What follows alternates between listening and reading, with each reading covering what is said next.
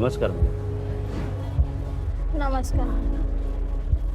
बोलिए, क्या तकलीफ है आपको? मैडम 6 महीने पहले मुझे गांव में एक दौरा आया था और मैं बेहोश होकर मार्केट में गिर गई। कुछ लोग मुझे घर ले आए। लोकल डॉक्टर ने कहा कि ये गर्मी की वजह से हुआ होगा, पर मुंबई में आने पर पिछले 3 महीनों में ऐसे 2 बार फिर से हो गया। मैं डर गई और आपको दिखाने आ गई। ये दौरे पड़ने से पहले आपको कुछ महसूस होता है कि अभी आएगा दौरा? नहीं, मुझे तो कुछ भी पता नहीं चलता है।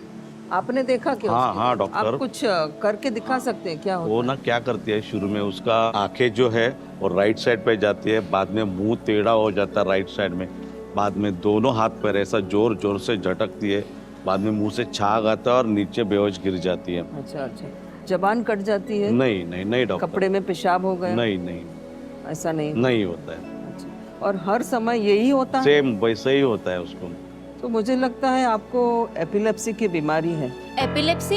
ये क्या है डॉक्टर? कुछ डरने वाली बात है डॉक्टर? एपिलेप्सी एक दिमाग की बीमारी है जिसमें बार बार दौरे पड़ते हैं, जिसको मिर्गी या फिट्स बोलते हैं, और ये 100 में से 1 व्यक्ति को होता है।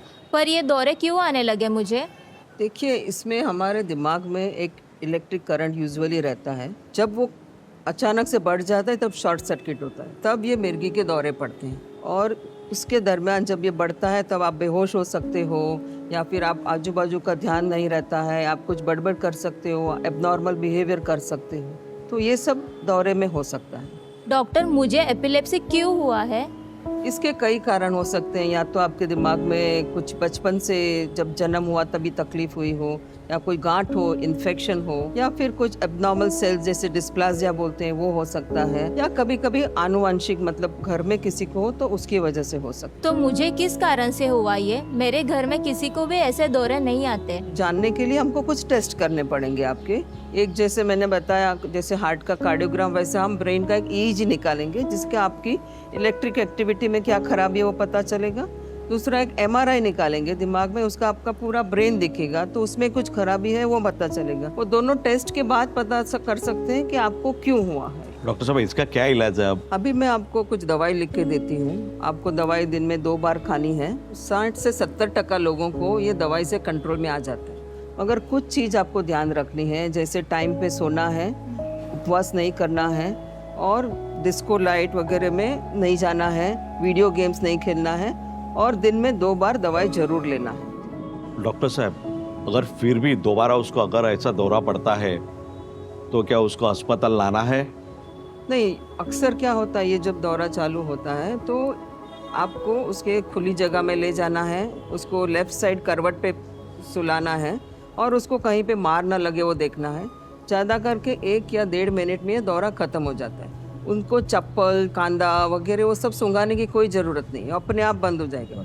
अगर दौरा 5 मिनट से ज़्यादा चला तो आपको अस्पताल ले जाना है। मैडम, क्या ये दवाई पूरी उम्र लेनी होगी मुझे?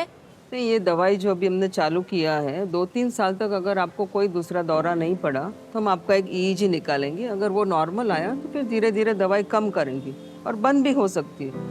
मगर वापस अगर आपको एक दौरा आ गया तो वापस 2 या 3 साल का कोर्स करना पड़ेगा। अगर दवाई से अगर ये ठीक नहीं होता है तो और कोई उपाय है? ज़्यादा करके तो हम कोशिश करेंगे कि दवाई से कंट्रोल हो जाए। अगर 1/3 लोगों में ऐसा होता है कि ये दवाई से कंट्रोल नहीं होता है, बार बार फिट आती है, हर हफ्ते हर महीने आ सकती है, ऐसे लोगों में हम ऑपरेशन का इलाज कर सकते हैं, जिसको एपिलेप्सी सर्जरी बोलते हैं।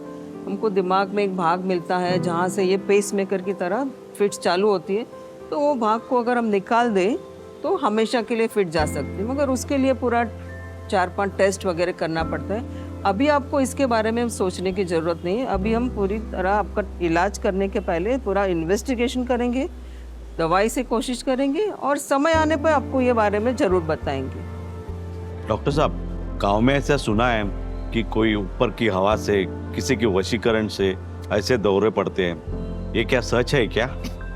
अक्सर एपिलेप्सी के बारे में लोगों में बहुत गलतफहमियां होती हैं। ये वशीकरण नहीं है, ये दिमाग की बीमारी है जिसमें इलेक्ट्रिक शॉर्ट सर्किट की वजह से होती है, और इसमें ये किसी को छूने से, किसी के साथ रहने से ये होती नहीं। और आगे जाके उसकी शादी, नौकरी, बच्चे, उसमें भी कुछ प्रॉब्लम हो सकता है क्या? नहीं, एपिलेप्सी के बाद भी आप अच्छे से पढ़ाई कर सकोगी, आप अपना नौकरी कर पाओगी, शादी भी हो सकती है और नॉर्मल बच्चा भी हो सकता है। बस थोड़ा हमारे साथ फॉलो अप करके आपको ध्यान से आगे जाके बरतना है, इतना ही है। Thank you so much doctor, आपने इतनी अच्छी जानकारी दी।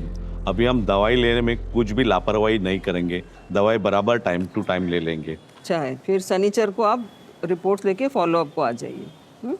Thank you so much doctor. Thank you doctor. Thank you.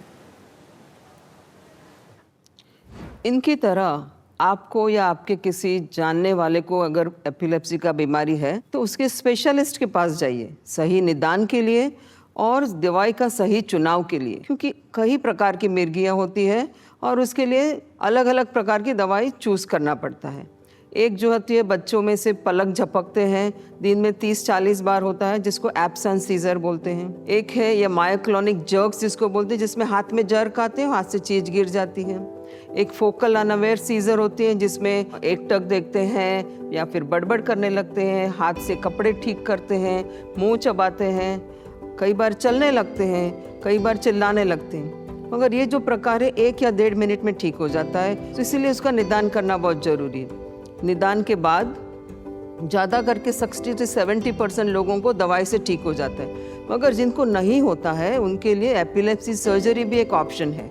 हमारे comprehensive epilepsy care centre KEM में हमने बहुत सारे पेशेंट्स का सर्जरी किए हैं और वो आज एक सक्सेसफुल ज़िंदगी जी रहे हैं। सो एपिलेप्सी या मिर्गी होने के बावजूद भी आप नॉर्मल ज़िंदगी जी सकते हैं, पढ़ाई कर सकते हैं, बच्चे हो सकते हैं।